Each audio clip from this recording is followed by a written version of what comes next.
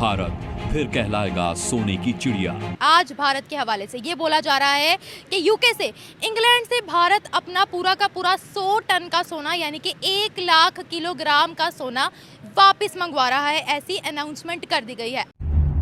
क्यों हिला डाला ना। ब्रिटेन से 100 टन सोने की घर वापसी।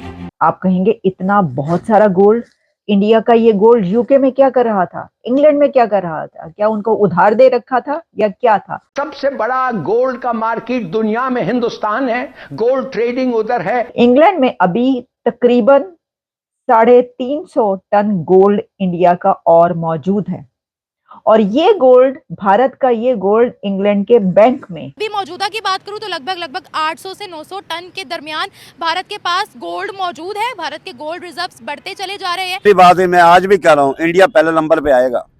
किस चीज में? हर चीज में, मईशत के लिहाज से बिल्कुल हर चीज में पहले नंबर पे आएगा। कैसे दावे के साथ कह सकते हैं? बिल्कुल हम कहते हैं open door for money laundering. इस हद तक से उन्होंने हमें कह दिया है कि बैंक के थ्रू मनी परचेसेस और गोल्ड परचेसेस होंगे। क्यों नहीं, हिंदुस्तान में ऐसा हो सकता है। इंडिया का जो मोदी है, मोदी बड़ा ज़हन रखता है। हाँ, बनिया दिमाग है। हाँ, बनिया है वो। हाँ। और उसने पूरी दुनिया के अंदर अपना एक तहलका मचाया हुआ है। बिल्कुल मचाया हुआ। वैसे तो भारत को सोने की चिड़िया कहा जाता है। कहा क्या जाता है, जब ब्रिटिश राज था तो उस वक्त वो ब्रिटिशर्स जो थे वो सब कॉन्टिनेंट में, भारत में जो पहुंचे थे वो उसको सोने की चिड़िया समझकर ही पहुंचे थे। नमस्कार, जय हिंद दोस्तों आरबीआई धीरे धीरे विदेशों में जमा सोने की मात्रा को कम कर रहा है और इसे भारत ला रहा है। भारत अपना सोना वापस ला रहा है ताकि देश की अर्थव्यवस्था और मजबूत हो सके। भारत को अपनी अर्थव्यवस्था मजबूत करने के लिए ज्यादा सोने की जरूरत है। भारत चाहता है कि देश में सोने का भंडार बढ़े और उसके सोने का इस्तेमाल उसी के फायदे के लिए हो सके। भारतीय रिजर्व बैंक ने हाल ही में सोने की जमकर खरीदारी की है। साथ ही केंद्रीय बैंक ने ब्रिटेन में खरीद कर रखा गया 100 टन से ज्यादा का सोना देश में अपने भंडार में ट्रांसफर किया है। 33 साल बाद यह पहला मौका है जब सेंट्रल बैंक ने अपने भंडार में इतना सोना जमा किया है। यानी भारत द्वारा खरीदा गया सोना अब इंग्लैंड की तिजोरियों में नहीं रहेगा, बल्कि अब उसे भारतीय रिजर्व बैंक के वॉलेट में रखा जाएगा। यह खबर सुन पाकिस्तान भी बोल उठा, भारत फिर से सोने की चिड़िया बन जाएगा। तो चलिए दोस्तों, इसी पर आगे पाकिस्तानी मीडिया का रिएक्शन देखते हैं। वैसे तो भारत को सोने की चिड़िया कहा जाता है।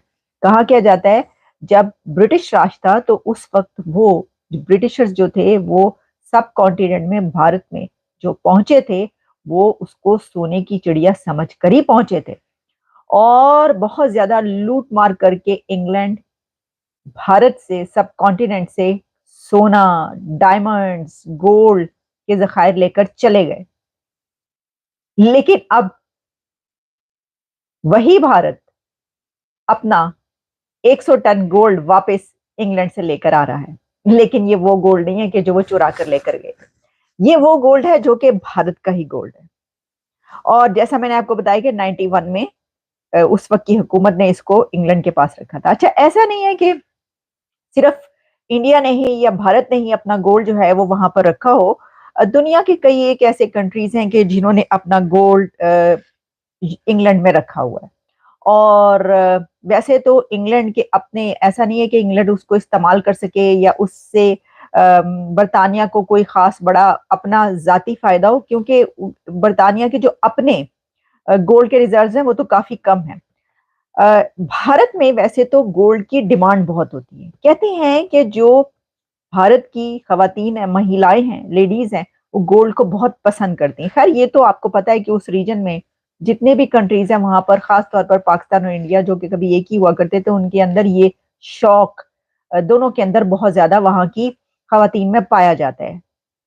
वहां की फीमेल्स गोल्ड पहनना बहुत पसंद करती हैं। और आप जानते, बल्कि अभी इसकी एक मिसाल ये है कि अभी जो मुकेश अंबानी है, उनके बेटे की एक और प्री वेडिंग सेलिब्रेशन है। ये सेकंड प्री वेडिंग सेलिब्रेशन उनकी होने जा रही है, जो कि एक क्रूज पर होगी।